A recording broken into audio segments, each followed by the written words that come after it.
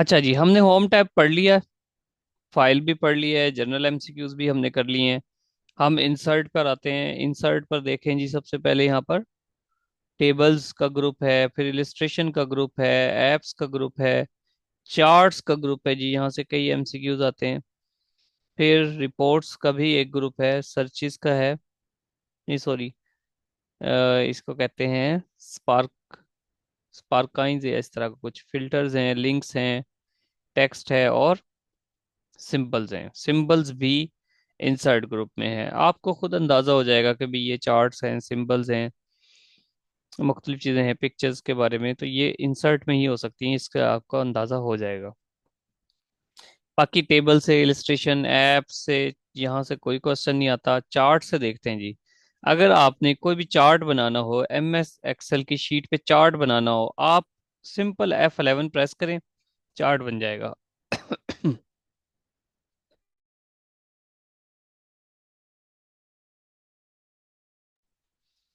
ठीक है, चार्ट बन जाएगा, F11 प्रेस करोगे चार्ट बन जाएगा। जैसे ये चार्ट बन गया, ठीक है, एक सिंपल सा चार्ट होता है वो, जो F11 प्रेस करके बनता है।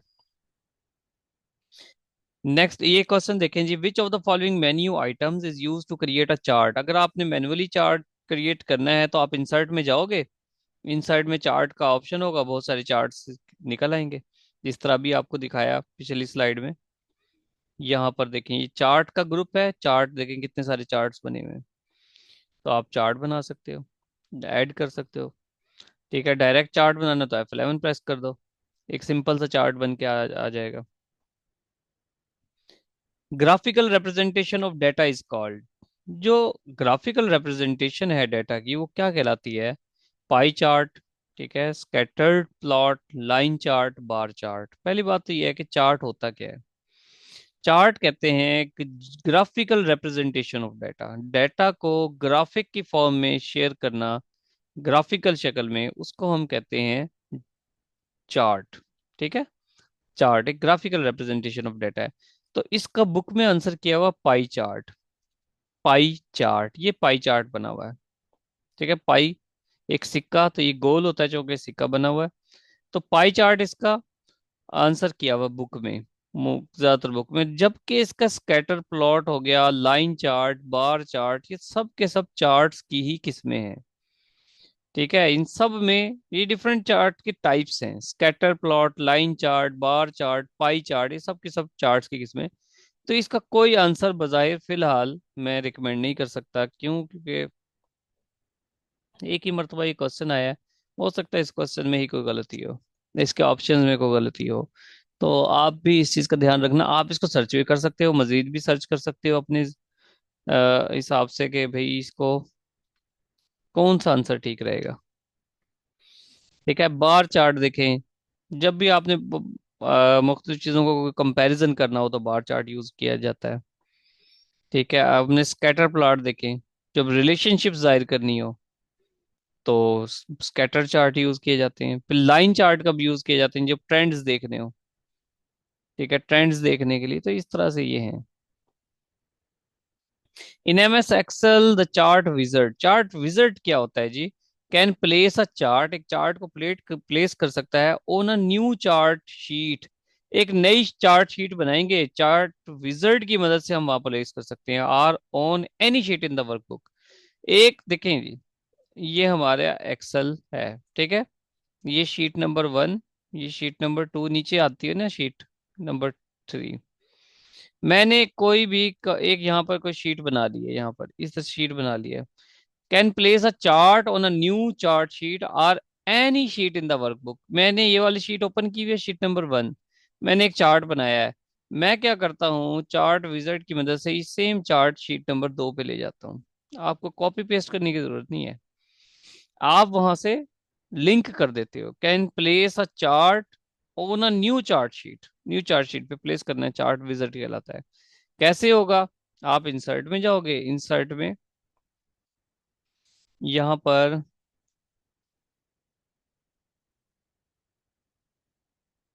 चार्ट विजिट,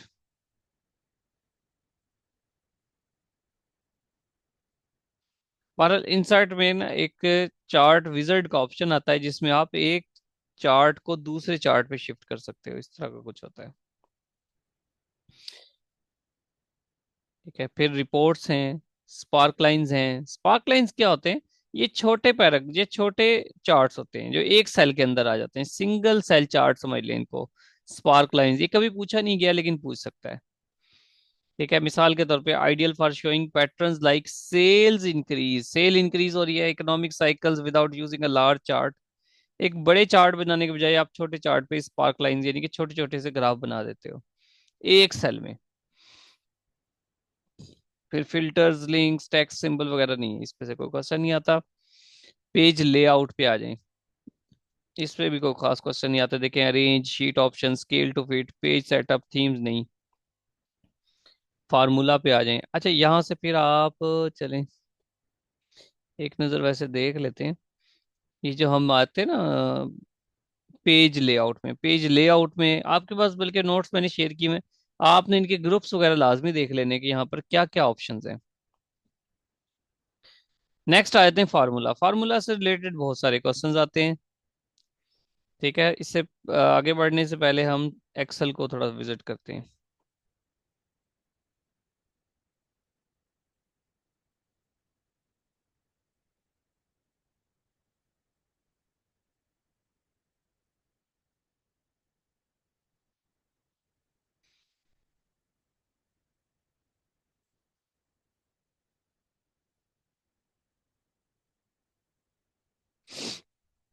देखें जी, ये है फार्मूला बार।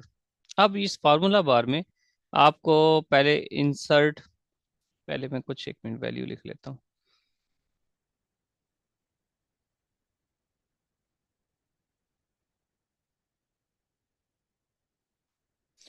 अच्छा जी, मेरे पास ये चंद एक वैल्यू है, इसको हम थोड़ा सा जूम भी कर लेते हैं। यहाँ पर देखें आप, पहली बात तो ऑटो सम, ये ऑटो सम का ऑप्शन है। मैं इस सेल पे क्लिक करता हूँ, ऑटो सम प्रेस करूंगा, उसके बाद क्लिक एंटर प्रेस करूंगा, ये तमाम को इसने जमा कर दिया है। ये तमाम हिस्सा जमा हो गया। अब मैं अगर इसका देखना चाहूँ कि ये कहाँ से कहाँ तक जमा हुआ है, चलो ये बाद में देखते हैं। अभी वापस आते हैं फार्मूले में। फार्मूले में देखें ऑटो सम है। अब ऑटो सम में क्या क्या है, सिर्फ ये ऑटो सम ही नहीं होता, और भी ऑप्शन होते हैं। उससे भी पहले हम एक चीज देखते हैं, जब भी आपने को फार्मूला लगाना होता है, इसको डिलीट कर देते हैं।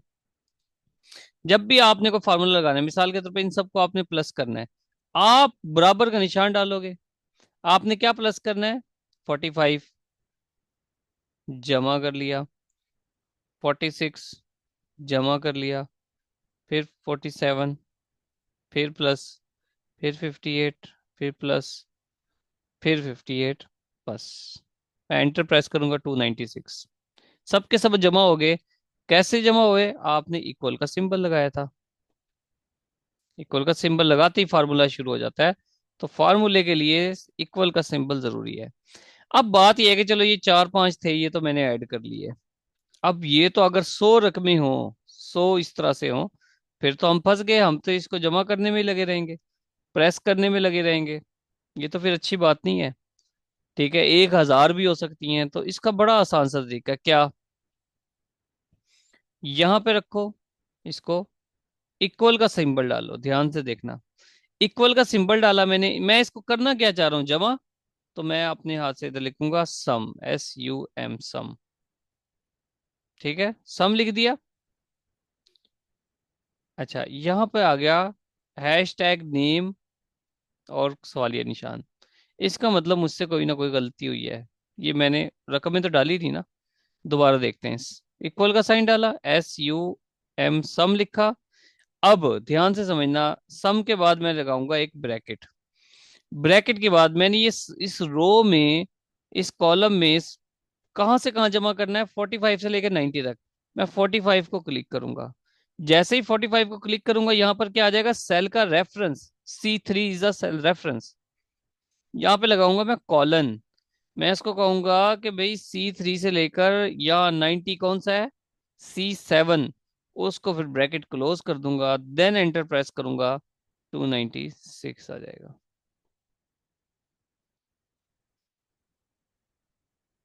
लगता है ऊपर से चली गई, समझ नहीं आई।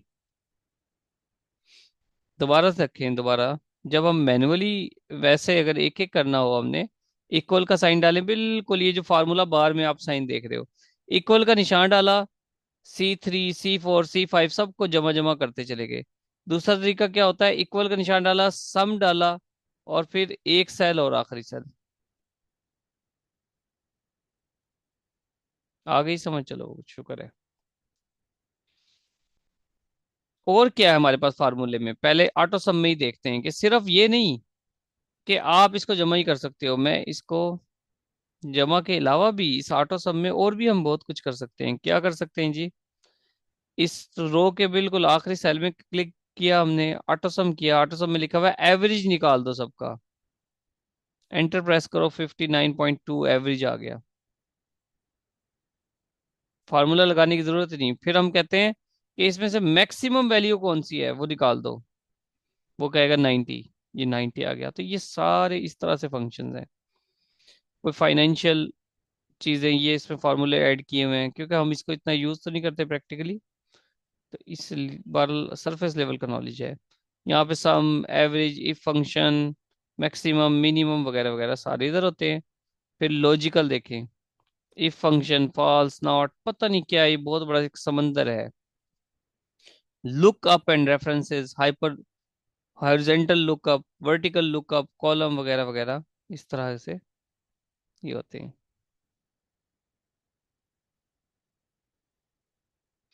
सिलेक्ट उस तरह से करना पड़ेगा, अगर देखिए मुझे सेलेक्ट करने की जरूरत ही नहीं है, अगर आपने बिल्कुल लास्ट वाला सेल, लास्ट वाले सेल में कैलकुलेशन करनी है, तो आप मैक्सिमम मिनिमम के लिए सिलेक्ट नहीं करना पड़ेगा, आपने बस मिनिमम प्रेस करना है और ये खुद ही सिलेक्ट कर लेगा, हर चीज खुद ही सिलेक्ट कर लेगा। ऑटो है ना, ऑटो है। हाँ, अगर मिसाल के तौर पे ये आपका कॉलम है इधर, और आप चाह रहे हो वैल्यू इधर आ जाए, फिर आपको ऑटो सम करना पड़ेगा, सॉरी, फिर आपको सिलेक्ट करना पड़ेगा। आपने किया यहाँ सिलेक्ट, और ऑटो करके देख लेते हैं, मिनी करके कहाँ पे आएगा, हाँ ये लास्ट में आ गया, इधर आ गया।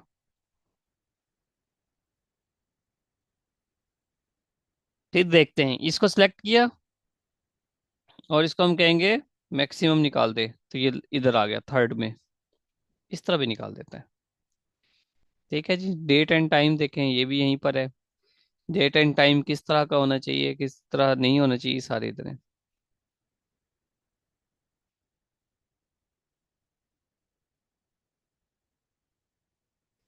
वापस आते हैं अपने MS पावर पॉइंट की तरफ।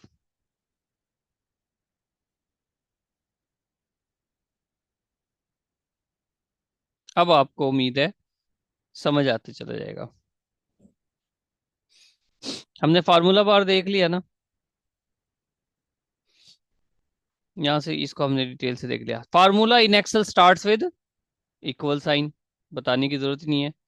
ठीक है, इसको और तरह से, formula in Excel start with equal form, symbol to execute formula, equal का निशान, यहां से देख लें ये इक्वल का निशान डला हुआ है। चलें अब ये में अब आगे चलते हैं। Dash value, which type of error record in Excel, जब ये वाला सिंबल आए तो फिर क्या होता है, इसका मतलब आपने कुछ गलती किया है। Excel does not recognise the formula, अभी आया था ना थोड़ी देर पहले ये, जब मैंने ऐड किया था उसमें सेल के रेफरेंसेस ऐड नहीं थे, तो फिर ये आ जाता है हैश टैग वैल्यू। क्या उसमें नेम आया था? अच्छा, नेम आया था, नेम आया था क्योंकि हमने फार्मूला ऐड ही नहीं किया था। अगर हम फार्मूला गलत ऐड करेंगे तो फिर ये वैल्यू के हिसाब से आ जाएगा। अगर उसमें नेम आया था तो क्योंकि हमने फार्मूला ऐड ही नहीं किया।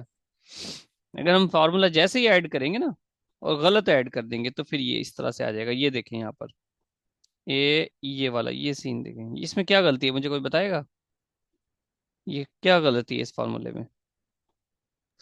सही, इक्वल का साइन नहीं है।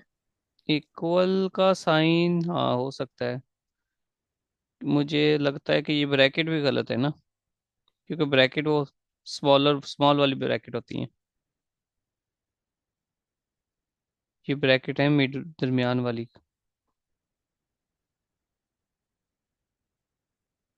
पर लेकिन बराबर का साइन भी नहीं है इसमें, ये भी इंपॉर्टेंट बात है। जब आप फार्मूला गलत लगाओगे तो ऑटोमेटिक ये आ जाएगा वैल्यू। तो एक्सेल जब फार्मूला रिकॉग्नाइज नहीं कर रहा होता तो ये आ जाता है। नेक्स्ट है which key is use to copy the formula from the above cell. आपने एक सेल में एक फार्मूला लगाया हुआ है, जिस तरह भी हमने लगाया था। आप कंट्रोल प्लस ये प्रेस करोगे, apostrophe, control plus apostrophe press करोगे तो ऊपर वाले सेल का फार्मूला नीचे आ जाएगा आराम से। Copy the formula from the above cell.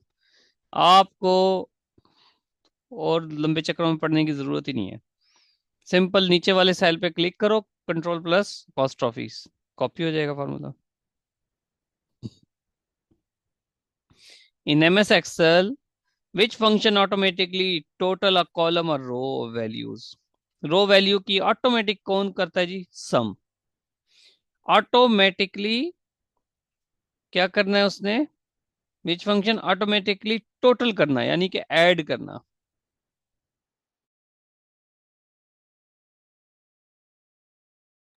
तो सम करना जमा करने को ही कहते हैं ना। अब यहाँ पे ऐड करना भी कहते हैं जमा करने को, लेकिन हमारे पास ये तो फार्मूला है ही नहीं।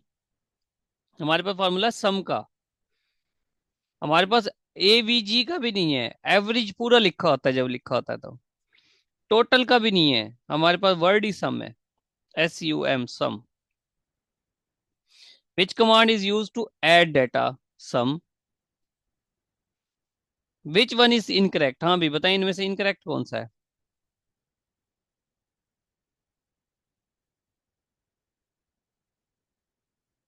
ये कल से रिलेटेड है, सेल के रेफरेंस, जहां हमने पढ़ा था सेल का रेफरेंस।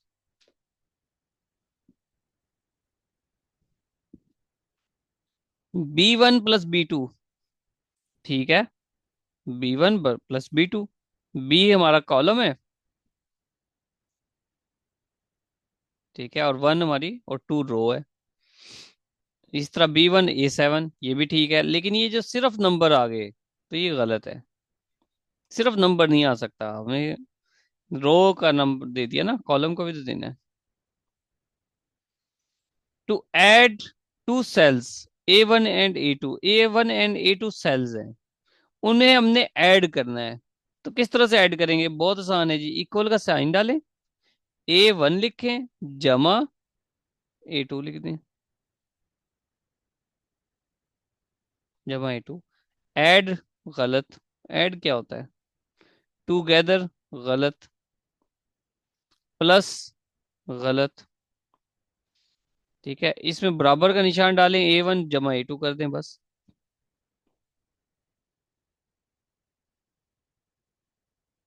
ब्रैकेट नहीं डालेंगे, ब्रैकेट तब डालते हैं जब हमने पूरी सीरीज प्लस करनी हो, ठीक है। जब हमने पूरी सीरीज प्लस करनी होती है तब ब्रैकेट डालते हैं। ब्रैकेट का मतलब होता है फलां सेल से लेके फलां तक। यहाँ सेल ही दो हैं, ब्रैकेट की जरूरत ही नहीं है।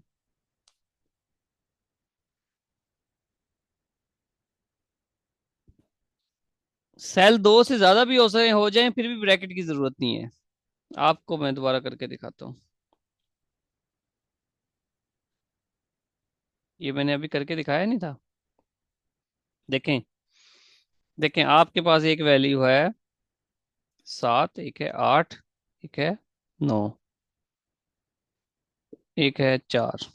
अब आपने बराबर का निशान डालना है। बराबर का निशान डाल के आपने कहना है जी मैंने 7 जमा करना है E4 प्लस 8, ये 8 नहीं, E5 प्लस E6, खुद ब खुद आ जाता है, फिर प्लस।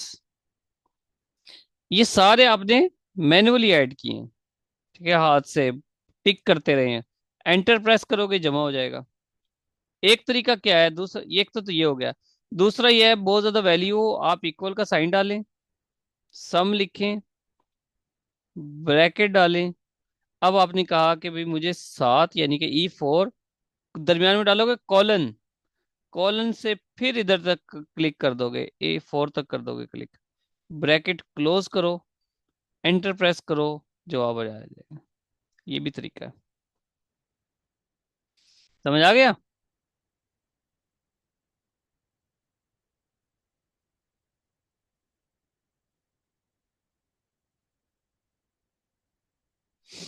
तो दोनों तरीके हैं।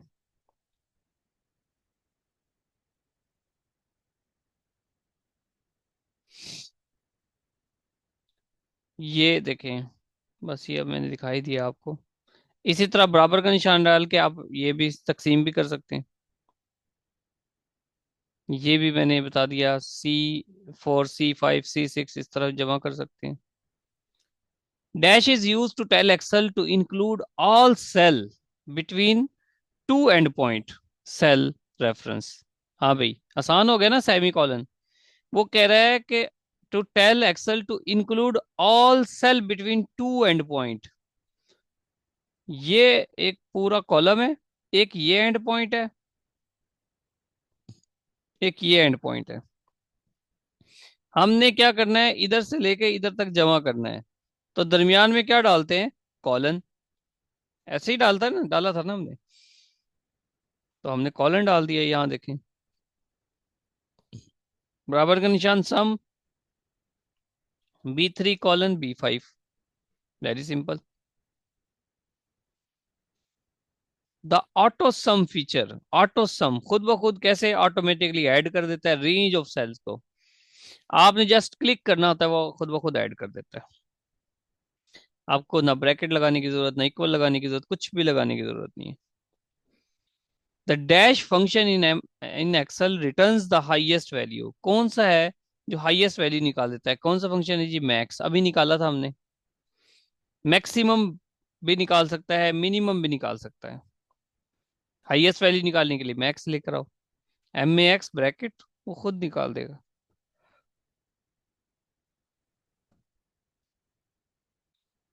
विच one is not function in MS Excel? Max भी निकाल सकता है, मिनिमम भी निकाल सकता है, सम भी निकाल सकता है, एवरेज नहीं निकाल सकता जी। AVG नहीं निकाल सकता, वो पूरा एवरेज लिखा होता है। कैसे?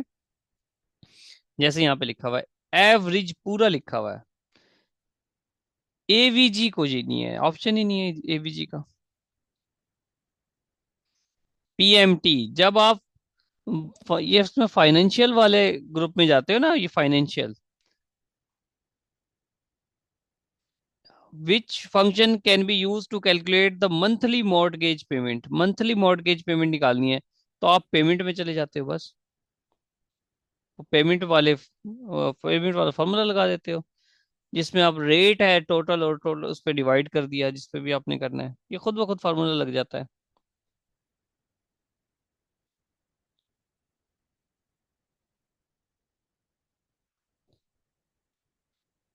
पेमेंट से याद रखें, PMT। यहाँ देखें, PMT फार्मूला लगाया, उसके बाद वो खुद ब खुद सेल्स इकट्ठे होते चले गए। फार्मूला ही ऐसा है।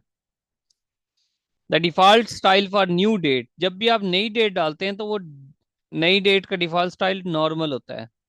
बाकी ऑप्शंस जो हैं वो डेट से रिलेटेड ही नहीं है। करेंसी, परसेंट, कॉमा, ये डेट से रिलेटेड ही नहीं है। तो हम नॉर्मल जो है ना, वो जब भी नई वर्कबुक होती है, डिफॉल्ट स्टाइल क्या होता है? Normal. You can edit existing Excel date by pressing the key F2। ये कल बात हुई थी। F2 प्रेस करोगे, सेल के डाटा को एडिट कर सकते हो। You can edit existing Excel date. Excel date को एडिट करना हो तो F2 की प्रेस करते हैं। Which of the following function is use to get the current date? जब करंट डेट डालनी हो तो आप लगाते हो, यहाँ पे बराबर का निशान लगाना है लाजमी। बराबर का निशान डालोगे, टुडे लिखोगे, ब्रैकेट लिखोगे, तो करंट डेट आ जाएगी। Current date. और अगर आपने करंट डेट और टाइम आपको चाहिए, करंट डेट एंड टाइम, तो फिर आप नाउ लिखोगे।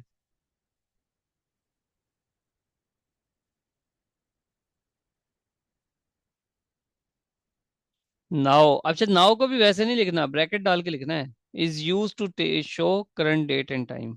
नाउ को भी ब्रैकेट डाल के लिखना है। ट्राई करते हैं जी थोड़ा सा।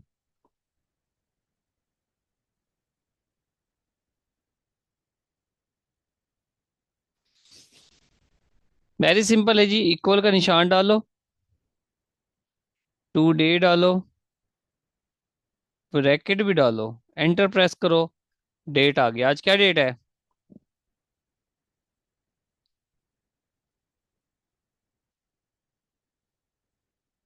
15 जनवरी 2026। मैं चाहता हूं कि डेट के साथ टाइम भी आए। इक्वल का निशान डालो, NOW लिखो, ब्रैकेट डालो और एंटर कर दो। देखो टाइम भी आ गया, 21:31। हाँ भाई, समझ आ गई है?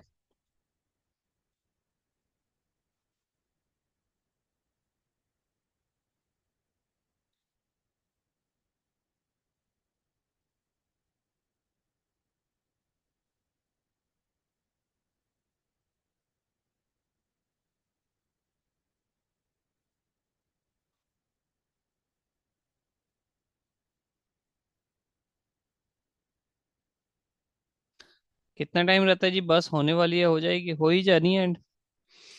क्लास अगर जल्दी या देर से एंड होगी तो नेटवर्क के इशू पे तो फर्क नहीं पड़ेगा।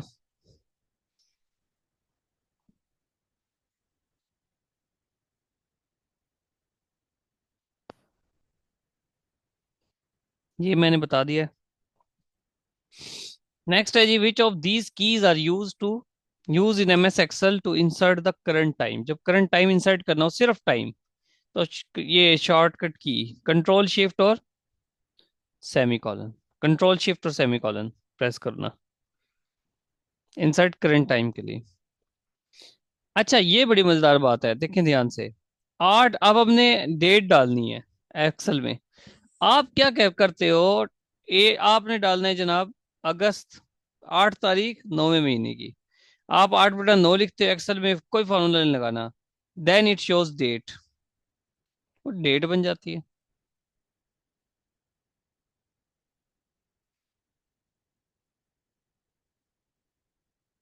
ठीक है।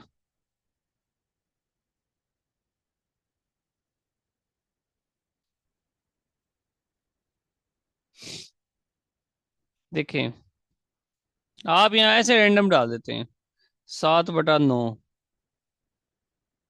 डबल बटा डल गया,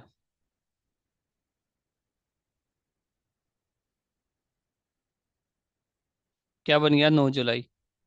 आप लिखते हो 12/5,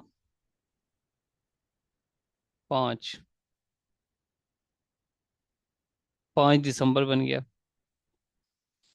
ठीक है, ऊपर वाला साल बन जाता है, नीचे वाला दिन बन जाता है, डेट बन जाता है। दोबारा से डालो। आप कहते हो जनाब 6/4, कितना बन गया? 4 जून।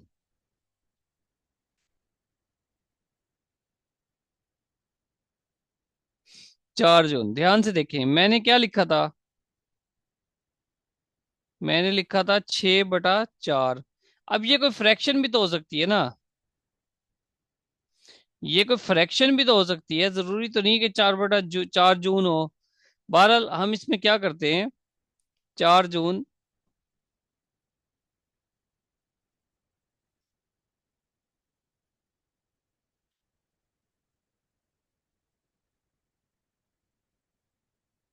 अच्छा, ये तो बन गई डेट।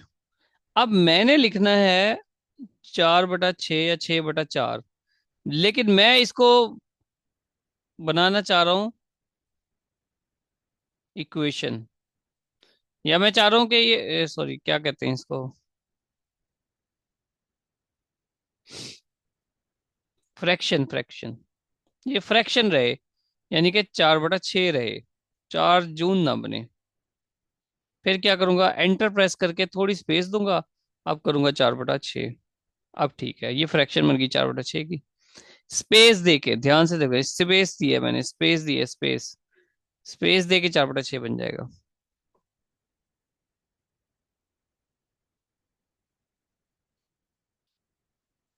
ये समझ आ गई? In Excel we add space before fraction for not to enter data. जब डाटा, डेट एंटर नहीं करनी, सॉरी, तो फिर क्या करोगे? आप स्पेस डाल दो थोड़ी सी। Cell referencing. सेल रेफरेंसिंग क्या होता है? सेल रेफरेंस का मतलब ये होता है कि आपने एक सेल को उठा के दूसरी जगह पे लेके जाना है, तो वहां पर यानी कि सेम डेटा को, तो सेल का सेल रेफरेंसिंग, जिस तरह सेल का रेफरेंस जिस तरह हमने पढ़ा था A1 B7, ये सेल का रेफरेंस है, तो सेल का रेफरेंस भी साथ चला जाता है। उससे पता लगता है ये फलां सेल का डाटा है। Cell referencing refers to the way a cell, a group of cell is identified and used in formula में यूज होते हैं।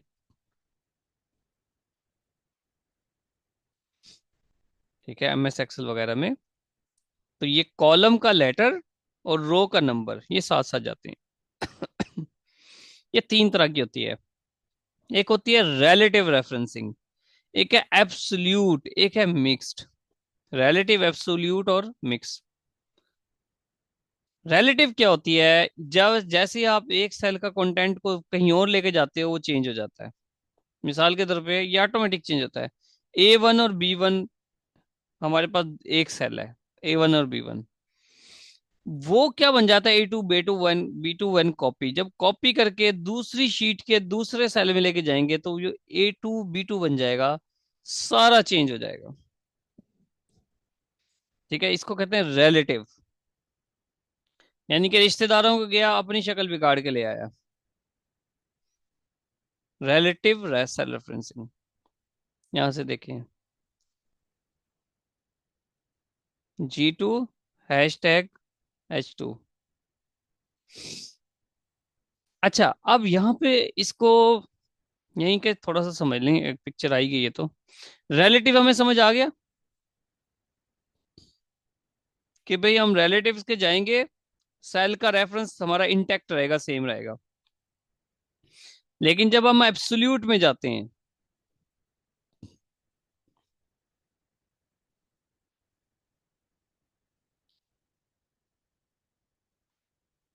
जब हम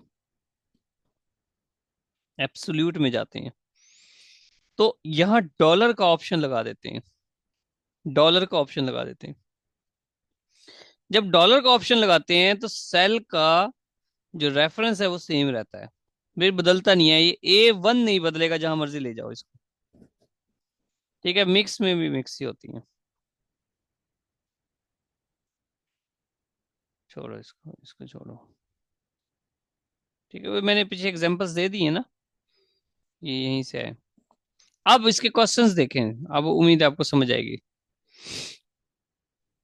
एक स्लाइड, अच्छा यहाँ पे देखें, रिलेटिव सेल रेफरेंस ये हो गया ना, A1 B1 चेंज हो जाएगा A2 B2 में।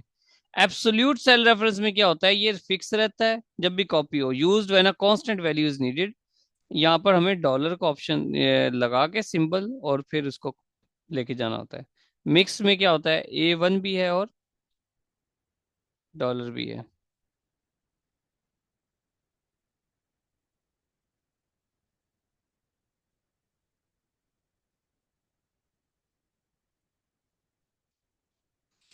मिक्स में क्या है? A1 डॉलर शुरू में आ गया, फिर A$1।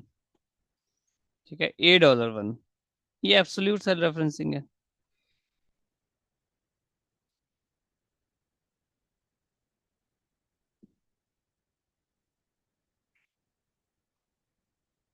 क्लास का टाइम एंड होने वाला है, दोबारा ज्वाइन करना। Getting data from a cell located in different sheet में डाटा है। ठीक है, वहां से हमने डाटा लेना है, तो उसको क्या कहते हैं? सेल रेफरेंसिंग कहते हैं। एक दूसरी शीट से हम डाटा लेना चाह रहे हैं। Cell reference does not change, जब चेंज नहीं होता तो उसको क्या कहते हैं? एब्सोल्यूट। अभी देख लिया हमने डॉलर का सिंबल डाल के कि सेल रेफरेंस ना चेंज हो।